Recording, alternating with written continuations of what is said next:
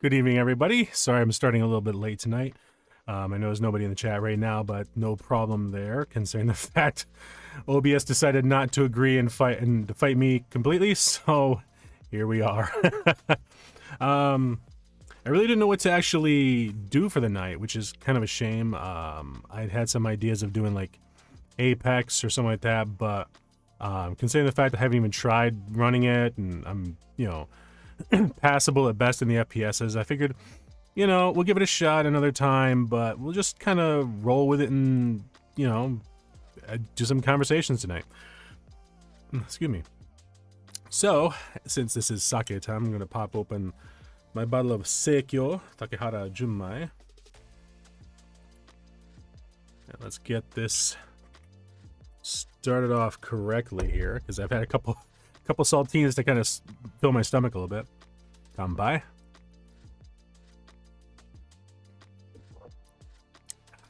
Good. Woo! That really does have a good alcohol. I will tell you this.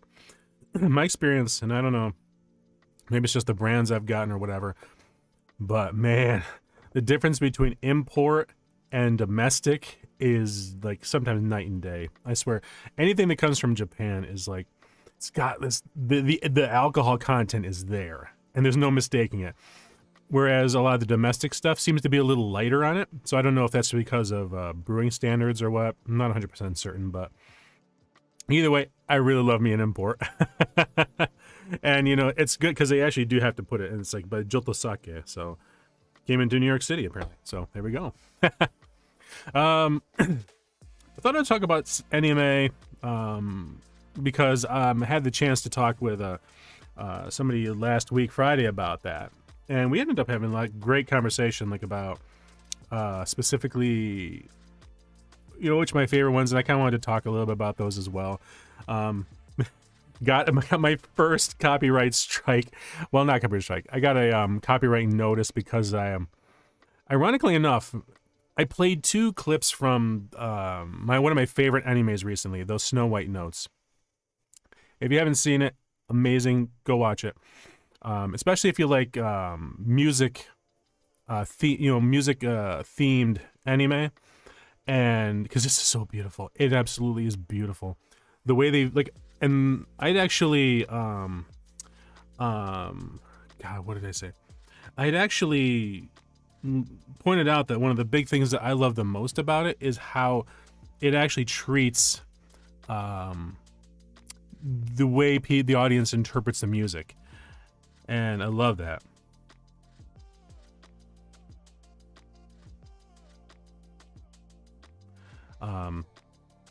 But I'll also say this: the shamisen music is crazy good too. I know they didn't rotoscope, because I know some have done that, and their animation studios have done that in the past. But man, oh man, if they get the finger positionings correctly and the bachi technique. And for those of you that don't know what the bachi is, that's actually the plectrum. It's the like in a guitar, a lot of people use a pick, or they'll just use their finger. But the pick, this is like the pick, but it's a big paddle, and you have to hold it with your pinky behind the handle, the 3 fingers overlapping, and the thumb pushed up into the curve of the bachi itself. Can I find any?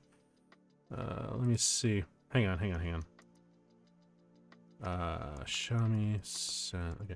I just wanted to, I hadn't really intended on going this route, but let me see here.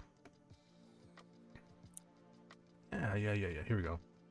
So, do I have a browser window? Do I have a minute? Let me see. Give me just 1 second here.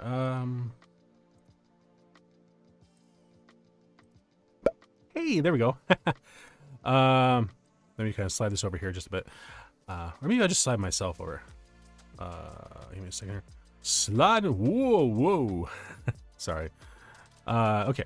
So this is actually the bachi itself right here. So you can see it. And what I meant is your thumb goes into the curve part. And you have, and 3 fingers over it with a pinky on the backside, which provides counter pressure against the 3 fingers that are holding it. And you strike it on a 45-degree angle. It's so specific. I've had a problem learning how to do it. especially when it comes down to trying to hit just one string and all instead of all three at the same time. Yeah. It's crazy. But anyway, getting back from that, let me see. So that was those Snow White notes, and I also do like Demon Slayer a lot. I don't watch it like a rerun kind of thing. Like I shouldn't say rerun, but I'm just like waiting for the next season to pop up. The last one, of course, I saw was the Mugen Train, which was really good. I was surprised they did it or released it at least in the U.S. as one movie type. I'm not sure if it was released ever anywhere else as episodic, but either way, it was really well done. The whole show has been really good. Even the one character I don't like, who's the he's the blonde lightning wielder. I can't remember his. I know he pines after the main character's sister. But either way, he drives me nuts. But on the other hand, when he falls asleep and he goes into that sleep combat, he's amazing. It's the duality of him. It's like, on the one hand, I don't like him, but on the other hand, I do. Oh, well. So aside from Demon Slayer and those Snow White notes, one other one I mentioned, which was very hard for me to watch, at least the first episode or two, was Goblin Slayer. The story and the concept are really cool. You know, I play a lot of TTRPGs. I've been playing them since the 80s. And they're the throwaway character. You know, goblins are the throwaway character. You really don't take them seriously. But the fact that Goblin Slayer focuses on the fact that these creatures, if they grew out of control, could be extremely deadly and violent, you know. And that's a great concept. And they treat the character itself quite funny, especially when he gets to the end and you never see his face. Even when he takes his helmet off, they just show the back of his head and everybody's like, wait a minute, he's not hideous. Like, what the heck? I couldn't help but laugh at that. But obviously, you know, the hardest part for me was episode 1. And I almost couldn't finish it. It was so hard to watch. But you know, I do try to give shows the benefit of the doubt, and it got a lot better after that. You know, there were a couple other scenes where, yeah, you know, the goblins, you know, ripped the clothing off and came close, and it's one of those things where I'm just like, you know, really, you can do the intimation of it without showing it, but you know, I get it. But it's not one of those series that I watch a lot anyway. I watched it through once just to actually experience, to see what it was about. I like the story. I like the dynamic between Goblin Slayer himself and the priestess who followed along with him, especially with the party and who ended up following him, the elf and the dragonkin. They were fun. Just the fact that they basically adopted him part of their party. He's like, yeah, whatever, sure. Get to kill more goblins, I'm fine.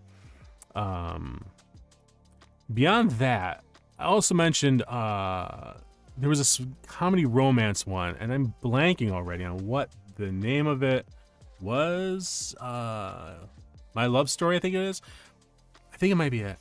But it's this huge guy. He's got to be like 7 feet tall, and this tiny little thing, like she's got to be like 5'2", and he's like 8-9 feet tall. Big mass, you know. And he's you know, I totally get where he's coming from, because when I was younger, and even now, I've always hated the way I looked and stuff like that. But he was always like, you know, there's no way she could like me, you know, nobody would ever like me in that way. And I remember distinctly when I was a kid saying that same thing too. So I totally felt for him. I'm like, dude, I got you, man. I understand. But it turns out that she absolutely does, and the other reason too for him is because his best friend is like the most popular guy in school. He's like the heartthrob, you know, blonde, short hair, you know, supposedly good looking and all that stuff. And he's used to being friends with this guy. And he's like, yeah, nope, she definitely likes him. And I believe at some point, if I remember correctly, because I don't know if I finished the series or not, but she's like, I don't even know who he is. And it's like, and even the popular guy was like, wait, what? You don't know who I am? And she's like, no, I like you. So I thought that was really, I liked the way they handled the romance too. It was really so cute, and I liked it a lot. But the anime I keep going back to over and over again, I think, are older anime. And I mentioned them in my debut, but I'll say them again. The very first, I think I can't remember which exactly was the very, very, very first anime I watched. And it was either Record of Lodoss War or it was Bubblegum Crisis Tokyo 2032. Not 2040, 2032. 2032 is awesome because every episode started with a rock song, like an 80s rock song. And it was written, I can't remember the name of the musician who wrote it. I think she might have actually been the one who was the seiyuu, the voice actress for the main character, Pris Asagiri, who was the leader of the Night Sabers, who was the main hero group, crime fighter, vigilante fighters whose sole purpose was to destroy rogue robots. And every episode started with basically her and her band, the Replicants. They call themselves the Replicants, which of course is, obviously a complete blatant nod towards Blade Runner. But dang, the music was not. The music was great. Like, it was the very first one, Konya wa Hurricane. If you can look it up, don't try to find the real one. There is a cover version of it that just is not as good. It doesn't bang, it doesn't slap as well as the original one. They had an album. They actually released all the music on an album, and I made sure to get that CD way back because it was, oh my god, it was so cool. Great music. Especially it got better over time too. And at one point they were going to replace the main actress because they thought she didn't want to be the character anymore. There was contract negotiation issues, something like that. And they had this new actress coming in who could sing too, obviously. And ended up where everything got resolved. Everything was cool with it because everybody was like, you can't replace Pris. You cannot replace the actress. And was it Apex, I think, was the animation studio? I can't remember. Let me see. Let me show it really quick here. Let me type it right here. Wow, can't even type it all. Crisis 2032. Studio? AIC Art Mix. Oh, Umex. Yeah, that's right. Umex was one of the producers. And everybody was like, telling him, you can't replace Pris. And it was, I'm glad they didn't. But the new character they brought in for I can't remember if it was I think it was just a single parter. There was only about 8 episodes, if I remember correctly, released.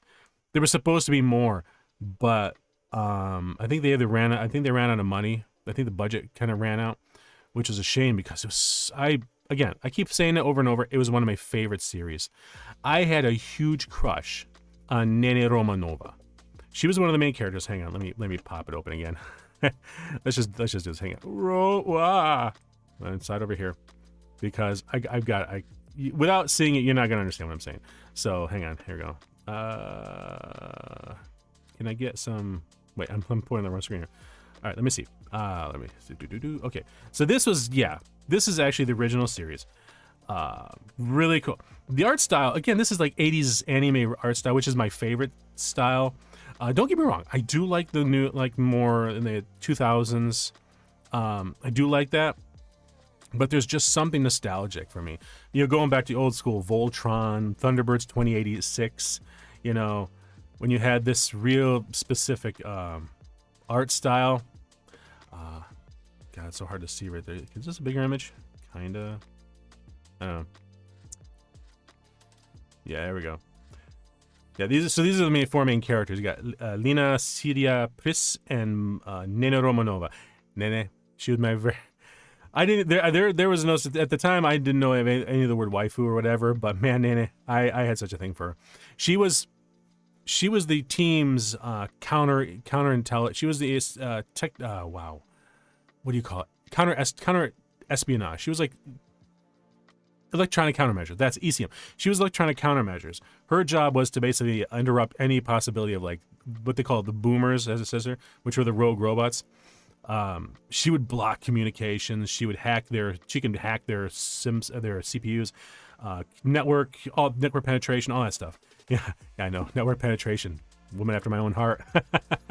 But she was also a police officer with the AD Police, who was the local what was it, Mega Tokyo's local police.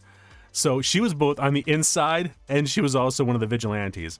But her character really developed throughout the series. And by the time it got down to the end, which was episode 8, where it was really a Nene focused episode, she really came in her own and was able to stand. Yeah, I loved it because it showed her training. It showed the whole team how they trained to practice to develop the new hard suits, which is the body armor here, these powered armored suits. Really, really, really well done. Well, like I said, the music is freaking amazing. Oh yeah, Bubblegum Crash was the second one that came after. I never watched it, but it was supposed to be either the second season or the remaining episodes of 2032, but they basically managed to get enough money to make it like into a movie.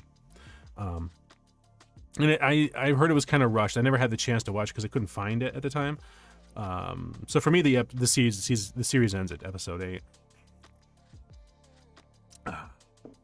But Hurricane Live, this is the CD series, the music. I cannot say it enough. I love me good 80s music, and this stuff is heavy. This is really good rock music, J-rock, awesome. The other one I do like, as I mentioned, was let me see, Record of Lodoss War, of course. And I used the image in the thumbnail of Pyrotes. Yeah, I had a bit of a thing for the Drow, Dark Elves. But her character, for what little dialogue she had, I really liked the way she and Ashram, who's the enemy general, that it was developed. But either way, the whole Record of Lodoss War, just the knowing its background and the fact that it is basically a video retelling of a D&D game, basically. I think it was D&D. I don't know if that was a game system that they used or whatever in Japan, but it was documented, turned into a manga, I believe, and then they made it into the series, and it's so good. So good. You could definitely feel like the die rolls being, the D20s being rolled, and the characters, the outer character, not OOC stuff, but the way they were really playing into their characters was clearly great. That created such a phenomenal anime series. I think is like just points to that. So those are the two big ones. One I wanted to watch was Akira, but I never actually had the chance to do it. What's this message here? Hang on a second. I don't know why this is coming up here. Let me see.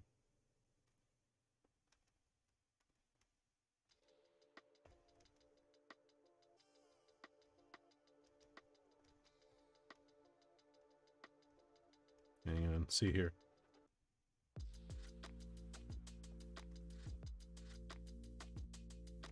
Let me see here. Okay. I'm sorry. I don't know why that error message came up. But let's see. So Akira, I know it is like the penultimate anime. Like, if you like anime, you should watch Akira, and I really, really, really do have to watch it at some point.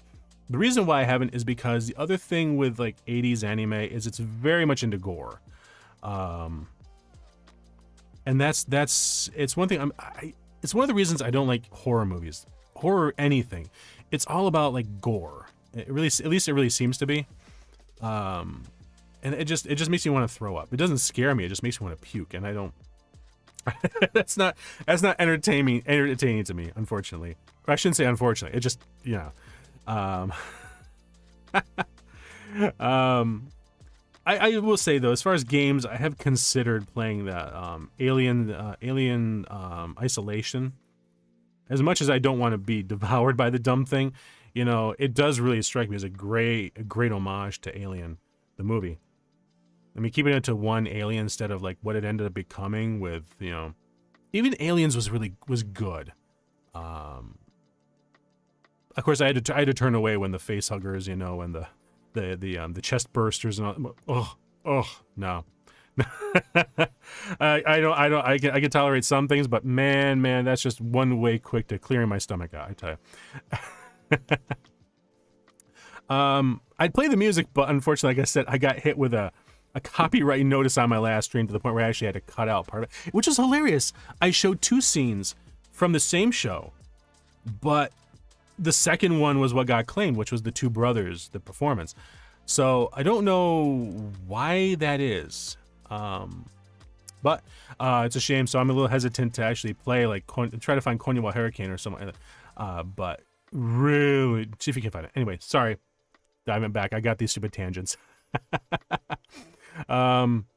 Beyond Record of Lost War and Bubblegum Crisis 2032, I will rant about 2040, Bubblegum Crisis 2040, if you give me the chance.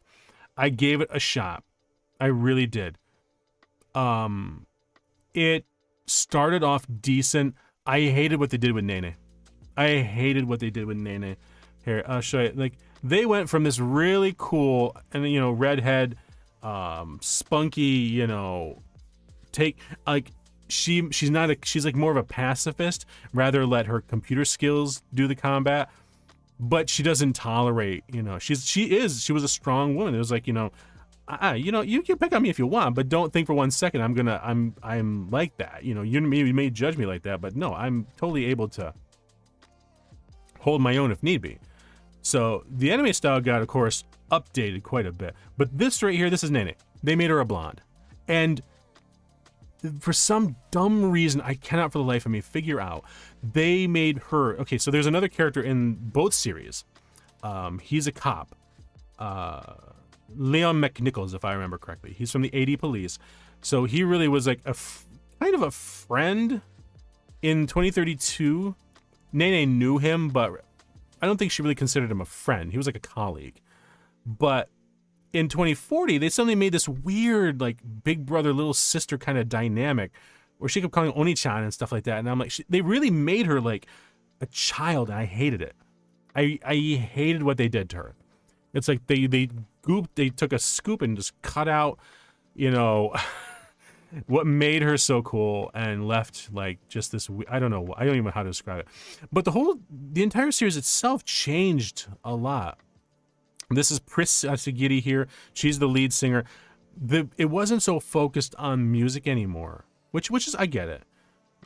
But it was focused on, really turned on to Lina, which is this character here in the back. It ended up becoming her story about how she heard about the Night Sabers, which is this group, how she tracked them down and tried to get their attention and joined and then grew. So it really became almost her story.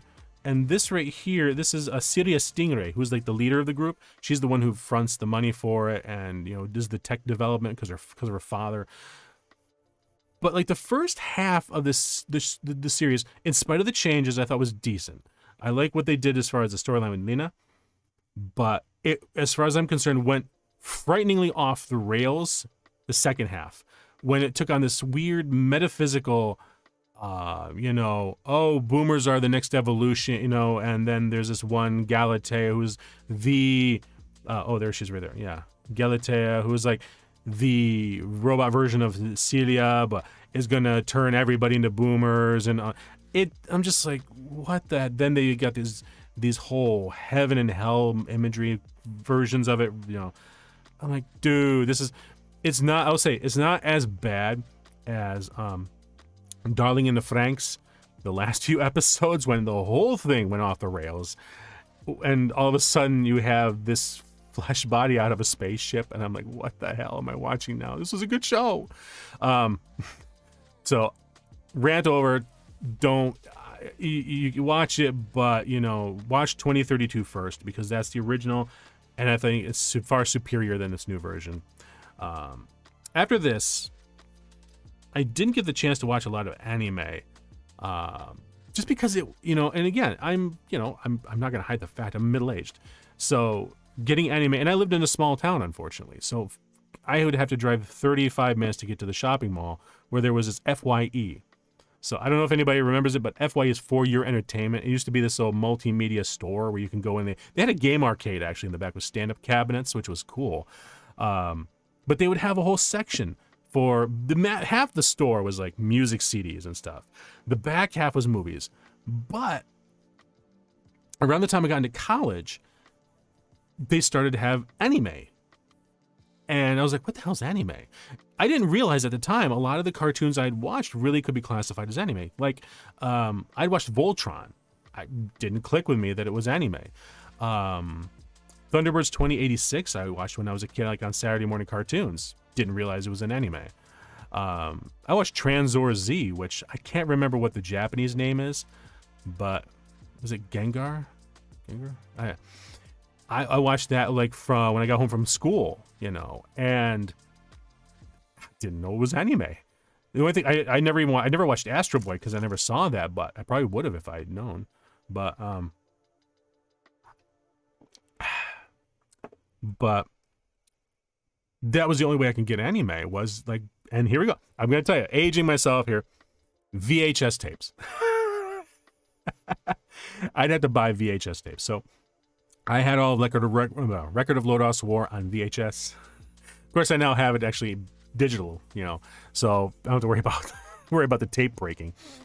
But that was how I had to get anime, and you couldn't really. Blockbuster at the time didn't have anime rentals, not until much later in their history. So I really was rolling the dice on which ones I was going to spend my money on, you know. So I didn't spend a lot, unfortunately. So a lot of times I now go back and I see what was around my time and start trying to, you know, which ones do I want to actually focus on. But I believe, if I remember correctly, when I finally saw Cartoon Network had their I think it was Toonami, I think is what it was, where they actually played anime. This was the first place I heard Outlaw Star.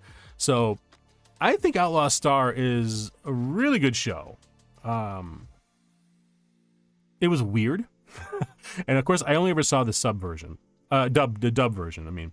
Because again, it was on Toonami. Toonami only did the dubs, and it was funny because I kind of liked the technology and stuff. This gun that Gene carries is called a caster, and it's a combination technology and magic. So I'm like, oh, that's kind of cool. And the shells he fires are basically contain spells, so he could fire a shell that has like. And of course he has to buy them. So I like the fact that it kept up that these were rare, they were valuable, and they were expensive, which I really like because it kind of added that element. Like every time he fired it, you knew he was spending thousands of dollars on one shot. So it better make it good. And there was one or two times where they fizzled out. And then of course he had one that was like, if I remember, it was like a black hole. Like he fired it and it sucked whoever it was into a black hole. So there was like crazy spells and stuff like that. But I really like, you know, again, my favorite was the this whatever her name is here. Not Melfina. She was the ship's navigator. She was like a bio-human. She could interface directly to the ship, the Outlaw Star, which was cool because the Star actually had these two grappling arms. They would unfold out kind of like the space shuttle arm, but these were fast and they were just as responsive as the human arms. And the ships would wield melee weapons. Now, granted, they might have, you know, ranged like machine guns and stuff like that, but a lot of times these fights with these grappler ships, if I remember correctly, is what they were called, they would get in close and fight hand to hand in a way, which is the pilot to pilot, which I thought was kind of cool. But then they also had. Do they have a picture of it, like how the cockpit looks? Because it was really kind of cool the way. Okay, this is kind of it. You know, I was hoping they'd have a better shot of the cockpit itself. That's not bad. It's like this is right in the main. It's looking at him while he's sitting. Here we go. This is it right here. So the ship, the cockpit is really. So this is like she's navigation, controls the ship's navigation. She's like weapons. I can't remember what she managed, and he was. So they each have roles like a normal ship would have, but they're configured right around this interesting little configuration, which I thought was kind of cool. Oh yeah, what was this guy? What was her name? Goodness gracious. God. I had a crush on her. Even though her voice was kind of like. She had this raspy kind of like voice. I don't know why, but I was totally cool with it. No, it's not Iraga. Ah, crud. Where's the character? Where's the Harry McDougal? No, the McDougal brothers were weird. Come on. What was her name? What was her name? No. Thank you. Nope. I'm gonna have to go through. Sorry. Aisha Clan. That's right. Aisha Clan. She was a goofball. I mean, she also could go werewolf basically, and Roy like her double, triple her body mass, and like she was like stronger than everybody on the team. She was like from a warrior race. I can't remember what the race of her. They're basically cat people, basically, werewolf people in a way, I guess. She was both also, but she was also like the comedy relief. She was a goofball, but I thought she had a great personality. So that's Outlaw Star. I enjoyed it. I thought it was funny. I thought it was a good series. The next one I liked was like one everybody I think should see if you haven't, is, you know, because I love me some jazz anyway, but Cowboy Bebop. Yeah, and of course I had to put Spike Spiegel in the thumbnail. Dude, this series, this is just like perfection. From opening credits, which is such an encapsulation of the characters and the show itself. I mean, there's been a couple good breakdowns of the animation style, the music, the cuts, the edits of just the opening intro alone, the OV. That is so good. And I believe it was on Mother's Basement, I think. You check him out. I know I mentioned once before that I'm not a huge fan of the guy himself, but he's really got a good the channel's really good, and he covers a lot of great stuff as far as anime. But there was a whole breakdown of why this opening has been unable to be reproduced. Oh, and I think he was comparing it to the live action. I think he was trying to compare it to the Netflix live action, which I didn't see because I stopped caring about Netflix. I just got tired of the price hikes, you know. So I never watched it. I heard so many mixed things about it. It's one of those things where, like, it probably would have succeeded if it wasn't called Cowboy Bebop, you know? And there's been a bunch of shows, I guess, that I've heard, or at least, and I think I may have watched it that. It's like, if you hadn't called it this, it would have been a lot better. Trying to remember off the top of my head one that was recent. Can't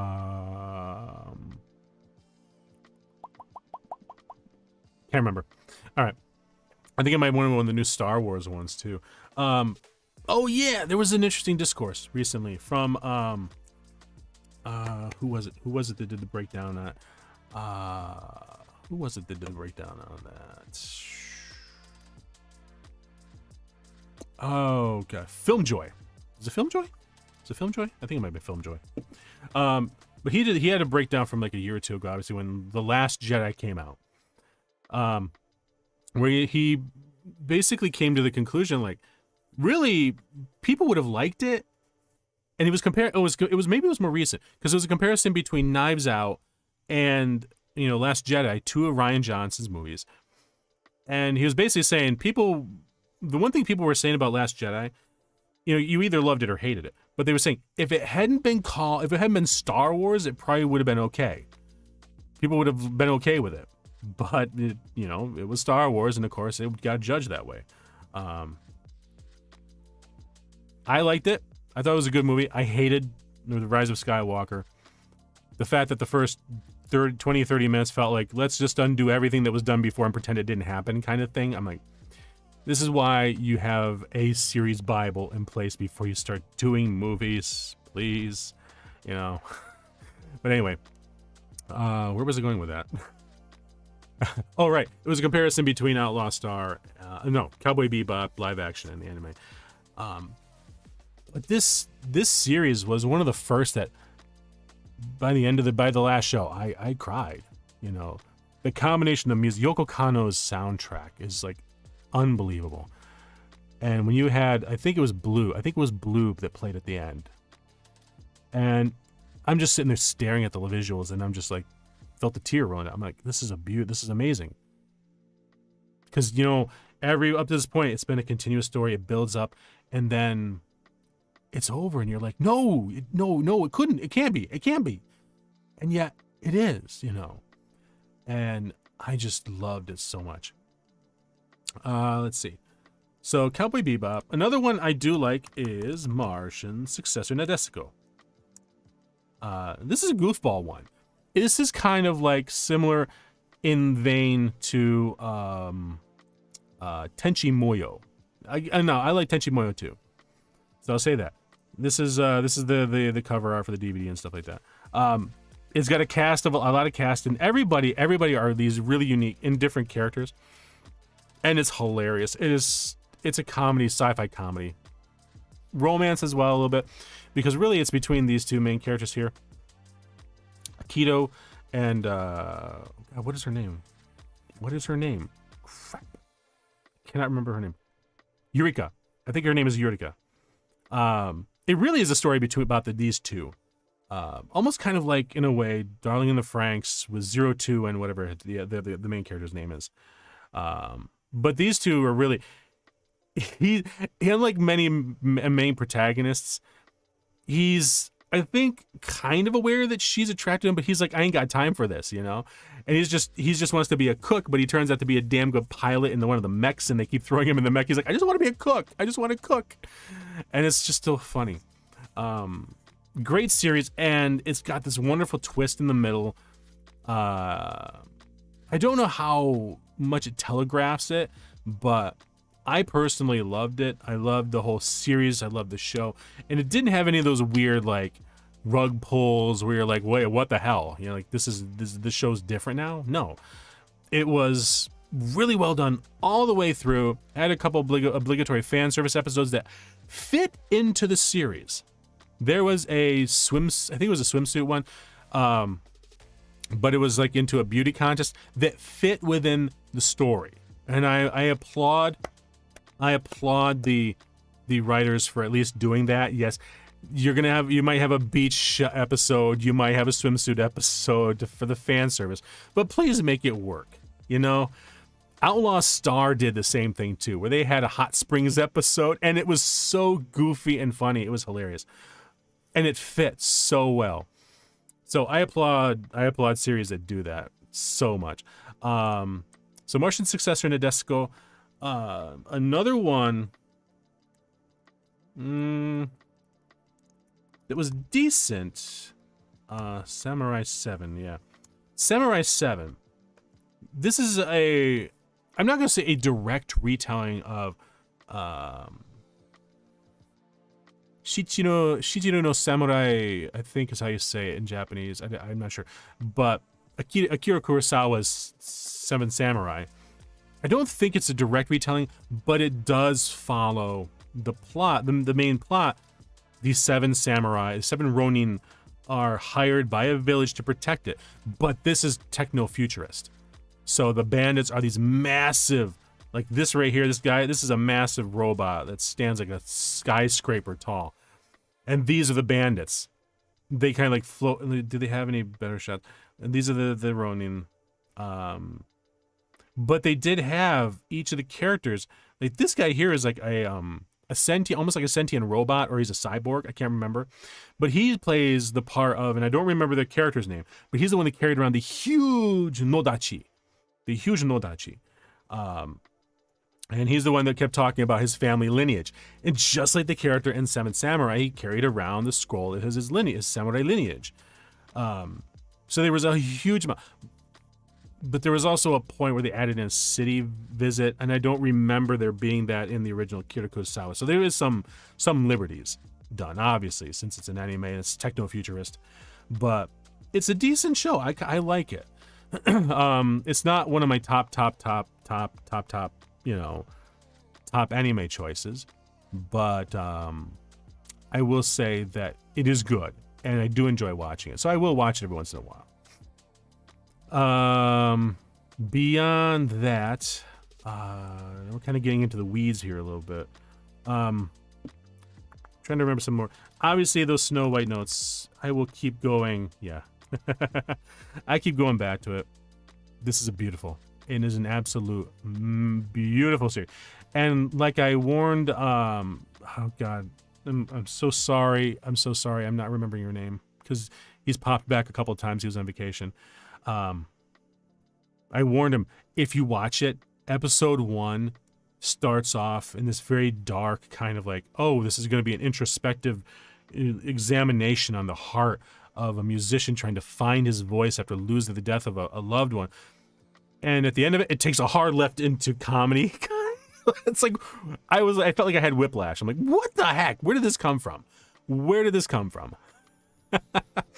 But that aside, I still feel it's a really, really, really, really, really, really good. And this has become my number 1 or number 2, I think. Because, again, I'm trying to learn Suguru Shamisen myself. So the fact it's about that, big kudos for that. But also, there's the fact that it visualizes music in such a way that most people you can only really say is like, you can only describe what you feel.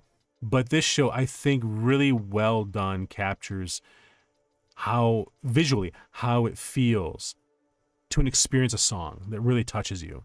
So I really love that. Let's see what else. I'm trying to think what other anime I'm really big on.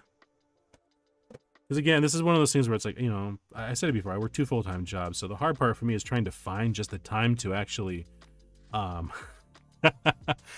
watch anything or read anything. Like, I read for a living, so it's kind of like I really don't have time for that. Let me see really quickly here. Batman the Animated Series, Batman Beyond is not anime. I'm just looking through the list of stuff I've actually bought. Samurai Jack. I mean, it's not anime, but man, that's a great series too. I'm gonna include it anyway, because son of a gun, it made me cry at the end. And the reason being is that you watch Jack go through all this crap throughout the whole series.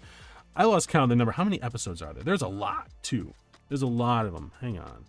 How many episodes are there? Hang on. I want to say it was like 60 episodes, 50 episodes, 60 episodes. There's 5 freaking seasons. So yeah, there's a ton. Okay, here we go. Yeah, 62 episodes. 62 episodes. And you want him to finally have some peace. You want him to have the show's been done for a long time, and I really don't want to kind of like spoil it. You want him to have a good life, and the writers took it away from him because time travel. It's like, I was like, this is one of the few times where I shed a tear. I felt like crying because of they yanked that beautiful ending from him because of the fact, he defeated Aku. And that's the worst part. Like, if it was one of those things, I had to have been like an agonizing choice. Or maybe he might not even been aware he was making that choice when he killed Aku. But, geez, I felt it so much. It was so well done. But kind of diving back into anime, Sword Art Online is one of those that I do like. Only the first season. Only the first season itself. I don't remember what they specifically called it, but the season that sticks in this here, before the quote unquote game gets shut down. I ignore the fairy dance arc.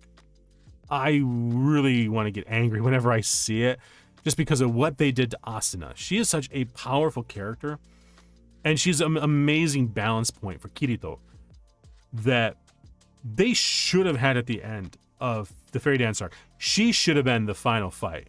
She really should have been. Because I've lost count of the number of times that Kirito, throughout the first season, kept saying, oh, she's my equal easily. She might even be faster than me. And yet they never showed it. Like, the second season would have been perfect when Oberon, as much of an ass as he was, should have, because he should have reprogrammed. The whole thing was about, he was developing mind control technology or whatever, using the full dive stuff. Fine, okay, fine. It's an interesting concept. Use it on her, turn her against Kirito, and something breaks through in the final fight to make her realize that she's fighting Kirito and how she feels about him. It would have made the whole point, and I think it would have been much more powerful to see how deadly of a fighter she actually is. And they didn't. They just locked her in a damn cage. And then they molested her. I was like, no. I was like, oh my God. I almost turned the thing off at that point. I was just like so furious what they did to her. And then Gun Gal Online was just this really, really weird. The third one was kind of like, I was like, meh. You know, all right, well, you're going to sci-fi now. All right, and he's wielding a lightsaber now. Okay, fine, sure. All right. So the first season, I would say, is probably my like guilty pleasure. I watch once in a great while. I don't get too many options, but it's okay. There is one, and I don't remember if it's an alt series, like if it's not in the main three, or if it's like adjacent to it, because Asuna's in it. But it's either an episode or like a couple episodes where she ends up helping this young woman who's terminally ill, and she's trying to get with her friends one last time. That was a beautiful either episode or series, and I loved it. Really well done, and really gave a chance for Asuna to show off and to really build her character back out to, I think, even more than she was in the first season. Beyond that, Kitsune being Kitsune, the helpful fox Senko, I did like that too. And I heard there was some controversy about it. I don't know. I thought it was the cutest thing in the world. Like the guy was just like, he wanted to just relax, and the fact she was trying to help him was so sweet. And I loved the interactions between the two, the Myobu, the different ranks, the Myobu and Senko, the Zenko, and no, that's right. Sonic. No, the first one she was Zenko. Then the one I can't remember what was her ranking? Oh my God, why am I blanking on it? I mean, where I'm from, we had that kind of ranking as well, but it's based on age, but not. Anyway, I really kind of like the way they actually showed these different, because it really fits what your world's mythology on yokai, on the Kitsune yokai, and I was like, it was so cool, and it was so heartfelt, so warm. I was like, it just made me feel good watching it. I only watched it once. I really haven't gone back to it since. But there's some other ones on my list too. There's My Hero Academia. I don't think it ever got me into an anime, but All You Need Is Kill. I read the manga for that. The reason I read the manga is because I actually watched the Tom Cruise movie, Day After Tomorrow, Live, Die, Repeat. Holy cow, that's a great movie. That right there, great movie. Not a perfect, not an exact, what do you call it? An adaptation of All You Need Is Kill, but it's really well done for a Hollywood version of an anime. Far better than any of the ones that I had seen up to that point. But I will say, Alita Battle Angel. That's right. That's a great. That's like watching a live action manga. Really like watching a live action anime. So well done. So well done. Really well done. Beyond that, I'm sure some people can see the tab up here. Yes, I play Azure Lane. I play it a lot. Every day. I've been playing it for a year and a half, 2 years now. I can't remember. I think maybe 2 years. There was an anime called not the movie, because that's weird. It was interesting to watch, but it does not follow the game's mythology at all, the storyline. But Azure Lane Slow Ahead, that's really almost like taken right from the game, and I think it's funny as hell. I love it. Oh, come on. I don't have Crunchyroll on this tablet? Well, that sucks. Oh, well. Crunchyroll, take me home. No, we gotta download again. Oh, well. That's a funny one that I do enjoy watching. Especially because the same Seiyu that voiced all of the ships in the game they brought him over to voice all of their characters in the show. So it really is faithful retelling, which I like that one way more than I did the first movie.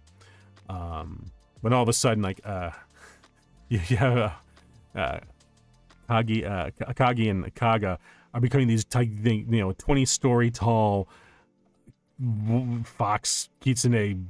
I'm like, what the? Okay, all right. And then you play the game, and it's like, wait, this is not like it at all. They don't do that at all. So it was a little bit of a disconnect right there in the game. Let me see. Wait, come on, gotta log in. Why do I have to log in? Come on, log in. Sorry, I got my list in here of stuff that I've watched and haven't watched. Okay, what was it? Okay, yeah, I'm starting to watch Attack on Titan. That's good, although I can't watch them killing the people, chewing the people up. I'm like, no. Oh right, yeah. Is it wrong to try to pick up girls in a dungeon? That's funny, and so well done, so well done. Hestia, wonderful character, and the way she treats the fact the main character, the main male character there, has such a personality, is so caring, but you really feel like he's a real three-dimensional character as such. It's so cool to watch, and I love it. Let me see. I've watched how not to summon a demon lord. I kind of watched a little bit of that. It's weird.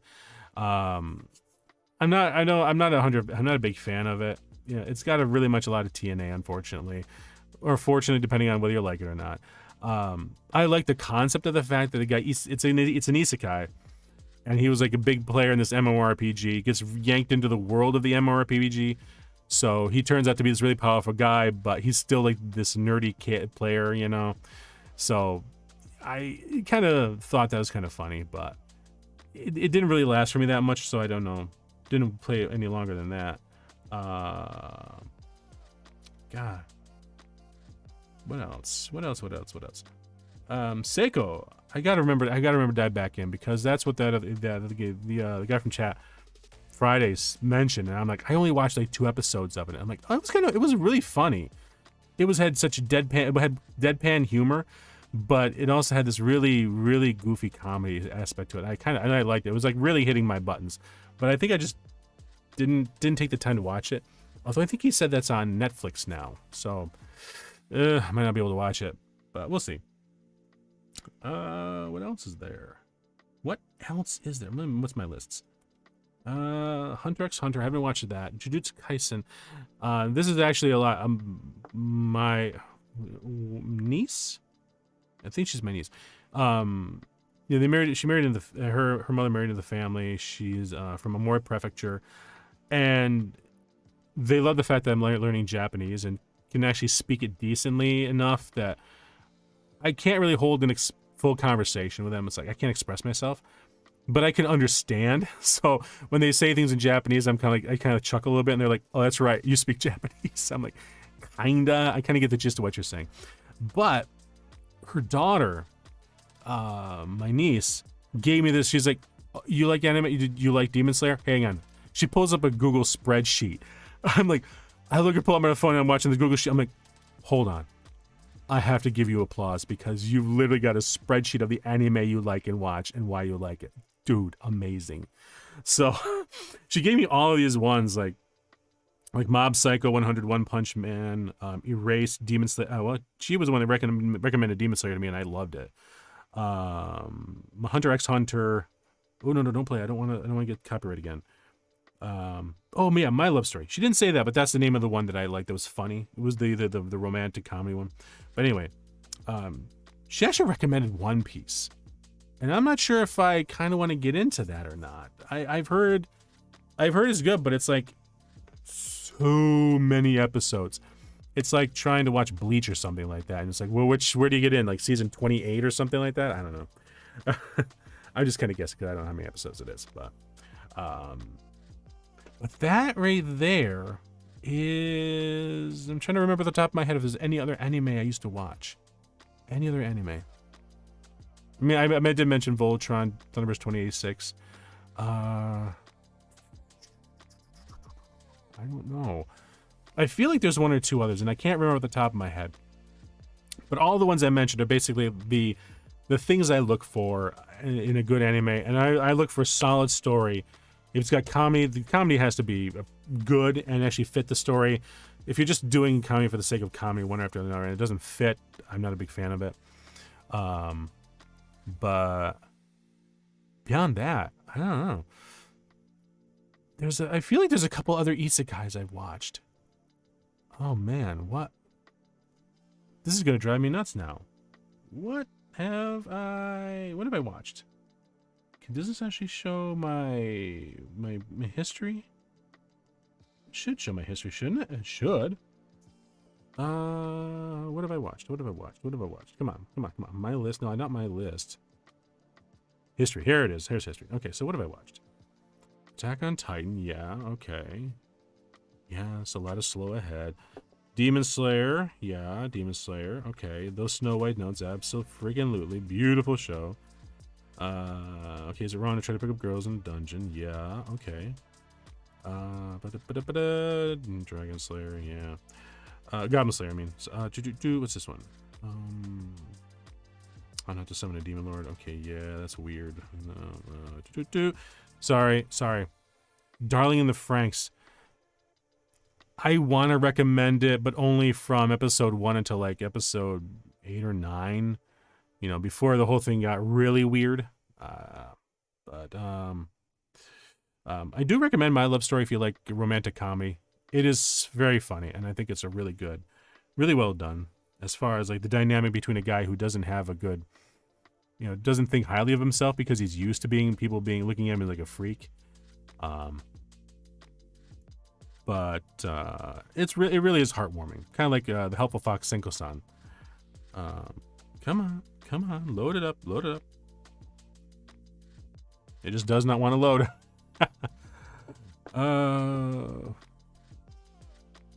I know there's gotta be a few others. There's a whole bunch of others, and I didn't write them down. I really should actually. I should just go through and start writing down my list. But until that point, I don't know. And let me kind of zoom back up here. So I'm actually surprised I actually talked for as long as I did. I was really nervous about that. I didn't know if I could or not. And I held out for about an hour. So nice. Hopefully people actually find it enjoyable. Hopefully people like to watch it. It's just me rambling about anime for like, an hour. And, I'm totally fine with that, actually. I kind of feel like I want to do more of these Zatsudan type streams, only because I got to get good at trying to come up with right there to try to come up with things to say that are entertaining. And I know when I'm playing a game, a lot of times I'm not very good at doing that, unfortunately. And I want to get good at that. I want to be able to play games and have people be fun watching it, But it's just hard when you're both an introvert and not that you're antisocial, but you just have a hard time talking to people, So I appreciate anybody that's taking this journey with me. And anybody that watches after, I hope you appreciate this, my little insights into the world of anime that I have followed along. And Crunchyroll, you failed me. You failed me badly. It's spinning at the end. It's like, I don't know what else to show you, Dex. I don't know what else to show you. Oh, well. If I think of anything else, I'll post them someplace. Maybe I'll even share a spreadsheet. I don't know. But I actually have to write down a spreadsheet. Yeah. It's bugging. It's really, really bugging me that I think, I'm just going to call it really quickly here. This is one of those really weird ones that not a lot of people realize or remember very well. This right here, Thunderbirds 2086. Oh wait, jeez. Hang on. Slide me over. King. There we go. Thunderbirds 2086, ladies and gentlemen. This right here. This is like, you want to get 70s, 80s? Yeah, right there. This kind of has an animation style very similar to Robotech. Well, at least it was Robotech here in the United States. I think it was Macross in Japan, if I remember correctly. Dude, okay. I'm gonna recommend a YouTube channel. I haven't watched them in a while, only because they haven't popped up in my recommendeds, and I keep forgetting. Let me take a quick check here. I really gotta turn off that and analytics thing too. Yeah, blah blah blah. Where's my? I'm trying to remember the name of the channel. I'm hoping that it's here. Sashimi V2 no Vintango. Toy Galaxy. I think it is Toy. Yeah, I think it's Toy Galaxy. Yes, it is. I'm not subscribed to this version. Oh no. No, go away. Shoot. I don't care. Here. This is right here. Price of admission. No, I'll turn that off. I don't care. Price of admission right here. Really great. Really great. So he's got this right here. The history of Robotech. The history is right here. So there's a full-on place. Like, I don't want to play it because I don't want to obviously like take the watch time away from his channel. Oh, you little son of a gun! You're gonna do it anyway. No. I just wanted to look at the content.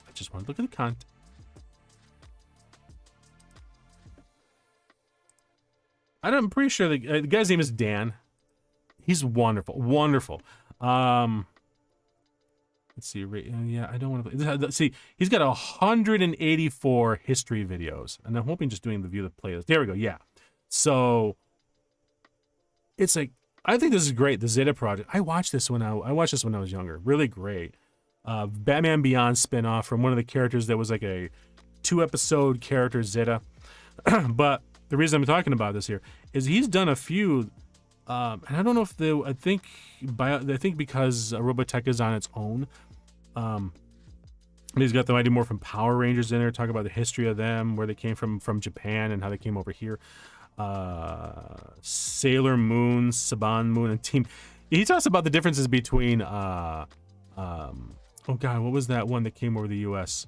and they completely changed the whole joke. Pokemon is a donut, not onigiri, for some strange reason. Oh yeah, Gundam. He tells the history about Gundam, Voltron. Really, really well done. I absolutely adore this guy's content. This right here alone, the history of Robotech, because this is big. Look at this. Like, he deals with the toys, but he obviously talks about the anime. Here's the movie, the lawsuits. This is so fascinating. So fascinating to see how it all got affected, impacted. I don't know, maybe I might watch at some point. I just feel weird about it. I don't want to take away people's the playtime from them. But either way, I wholeheartedly recommend sub to Toy Galaxy. Really great. Coefficient, he doesn't really do much with anime, but he got me into the rabbit hole, so to speak, of VTubers in the first place. No, he didn't. But HoloLive, he really dove me down into the JP crew, especially when I found out he was the Diary of a Simp Efficient. That was great. The one that got me into it was, yeah, I already looked at this. So, Mother's Basement. Oh, God, yeah. It's like I haven't paid for this stuff, but okay, yeah, got it. Don't care. This is actually a funny one about a cult that made anime.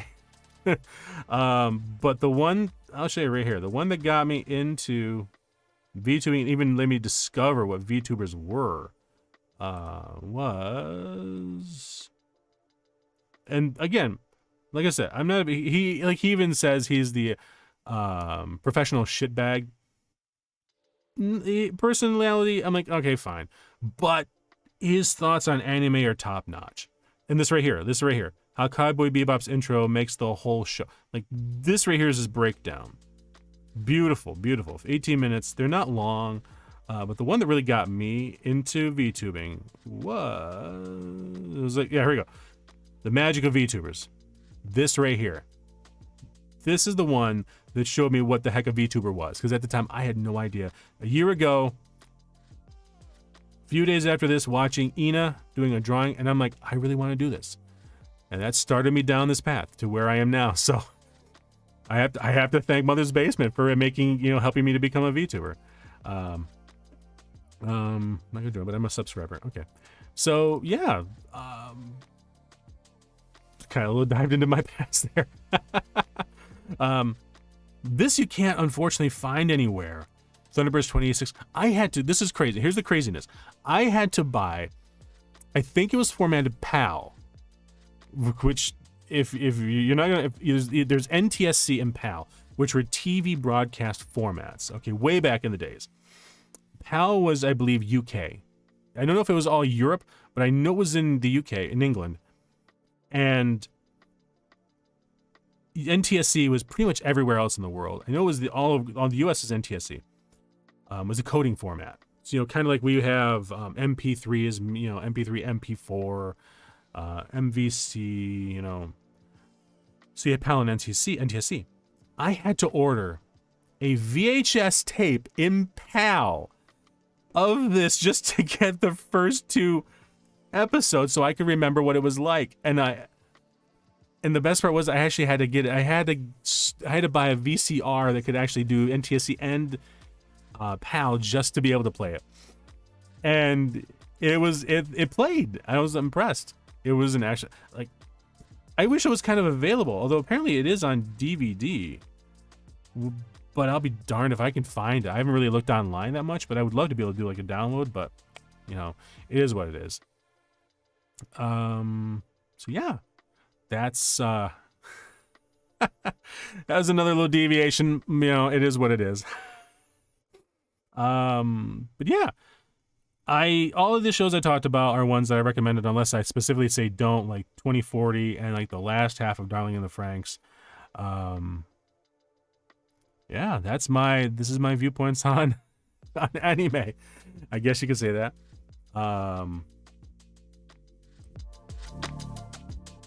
Okay, yeah, I had the music playing. All right, I wasn't sure. I didn't even pay attention. So, back over here. There we go. So yeah, I'm gonna say this is probably the end of the night. I've already been talking for way too long, which is ironic considering the fact this is a stream. My job is to talk. So you get what you get, and you get what you get, and you work with it. I'm going to try on Wednesday. I'm going to try out Sifu to see if I can play it, how it plays on my computer. I'm still kind of irked with my very first episodes of Sekiro because I was really looking forward to it. I really wanted to do Sekiro, and the fact that I don't think it did a good job. I don't think it came through. I was really disappointed. But now that I'm kind of got a little more of a handle on streaming, I might actually try to play Sekiro again. But Wednesday I'm going to try to do Sifu. Otherwise I'll update the schedule and let everybody know. And Friday I might do another Zatsudan type stream. I'm trying to make sure I just don't always do, Duolingo, even though I do have to keep up so I keep my streaks. But beyond that, yeah, this was fun. This was fun kind of going through, kind of talking about stuff. I can go over my past a lot if I really wanted to. There's a lot of weird things, like kind of like Nina going off on one of her things. But I was from a very small town, about 45 minutes away from the quote-unquote big city. And yeah, I've been playing games my whole life. Started off an Atari 2600, and still to this day, obviously. But I hope everybody enjoys what I'm doing. Feel free to stop in if you like it, and feel free to drop some comments. If you like or you don't, or if you think I'm working. I'm always trying to improve my skills. I'm trying to improve my conversation, and I really want to grow and become better, and to make sure that everybody's entertained as much as possible. I just like people enjoying things. I like people enjoy what I do. I like laughing. I can't experience the audience like I could when I was on stage. I can talk about that too at some point, but at the very least, I can at least see from likes or, you know, from people leaving comments or even just jumping in the chat and talking, you know, that right there is really cool. And it's unique because it's one more breakdown between the entertainer and the audience. Or in this case, we call it the chat, but still your audience. There's still always going to be that separation, you know? But the fact that, you know, in back before, where the difference between an entertainer like in Hollywood or on Broadway, you as the audience did not have interaction. You might be able to send them fan mail, but there was no direct interaction. Then they got on social media, and that kind of broke the wall down a little bit more, but not much. But now we have streaming, you know, where I can talk to you, I can engage with people in the chat, I can, you know, just talk in general, respond to things on other YouTube channels or Twitch streams or stuff like that. And, you know, there's a level of engagement you're just never going to have otherwise. And, you know, it's both scary and it's something that I really enjoy. It's pushes me out of my comfort zone, and that's absolutely an important thing, I think. So I'm going to continue working on improving, and I pray that you all join me with the ride. Join me on the ride. You know, I really appreciated what Randon, the orc, salaryman used to do. And I hope I can actually follow in his footsteps and maybe take it even farther. You know, I'd like to get big. I would like to be a big streamer, you know, a couple thousand, you know, subs, you know, 20, 40 people in the chat, you know, not too big, but not too small, you know, be able to monetize, you know.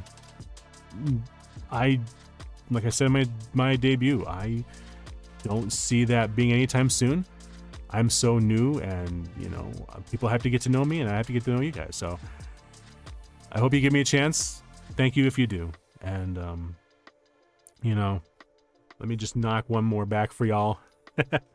And, you know, this is only Monday night. We got the rest of the week, the rest of the month, and enjoy what time you have, you know. There's too much crap going on in the world. You're not going to ever hear me talk about it. Do I have opinions? Absolutely. Am I going to share them? No. Why? Because for me, the reason I stream is it's an escape from it all. I deal with it at home. I deal with it at work. And I don't want to deal with it here. And I'm sure a lot of people also feel the same way. You know, you get tired of hearing about the crap going on in government, in the world, in medicine and all that stuff, and it's just like the media doesn't help. I'm hoping to at least make one corner of the internet, one corner of the media, be at least a place that you can maybe kick your feet up, tip back a glass of sake, and, you know, have some fun. So, kanpai to you all.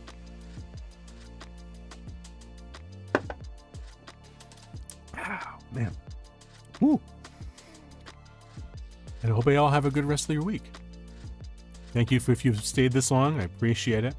I know not a lot of people do from the engagement rates, but I hope someday somebody will. And for those of you that do, you know, I pray God bless. Pray you enjoy your week, your day, your night, whatever it is. Sayonara, konbanwa, jane, bien sûr. No, that's of course. It's been so long since I spoke French. Oh my goodness. Bonne nuit. I believe it'd say good night. And I'm blanking on what my Spanish was. Buenos tardes. I think it's buenos tardes. Buenos noches. Buenos noches. Buenos tardes. I think it's tardes. But either way, have a good night. Have a good day if you're in the daytime. Have a good rest of your week. Hopefully I'll see you Wednesday. If not, no biggie. Pop on by whenever you get the chance. But for anyway, this is Dex Tokuyasu signing out. Have a good night.